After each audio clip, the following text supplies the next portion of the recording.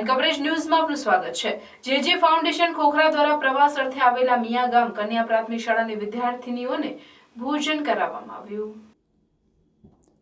અમદાવાદની જે ફાઉન્ડેશન ખોખરા દ્વારા વડોદરા કરજણ ગામથી અમદાવાદ કાંકરિયા તથા અન્ય જગ્યાએ પ્રવાસ માટે આવેલા મિયા ગામ કન્યા પ્રાથમિક શાળાની કન્યાઓને કાંકરિયા ખાતે વિનામૂલ્યે કન્યા તથા શિક્ષકોએ રાત્રિનું ભોજન કરાવવામાં આવ્યું હતું। આ કાર્ય માટે મિયા ગામ પ્રાથમિક શાળાના પ્રિન્સિપલ વૈભવીબેન પરમાર દ્વારા જે ફાઉન્ડેશનનો સંપર્ક કર્યો હતો। તેઓ ખૂબ જ નજીવા દરે કન્યા શાળાની છોકરીઓને પ્રવાસ અર્થે કાંકરિયા અમદાવાદ આવ્યા હતા।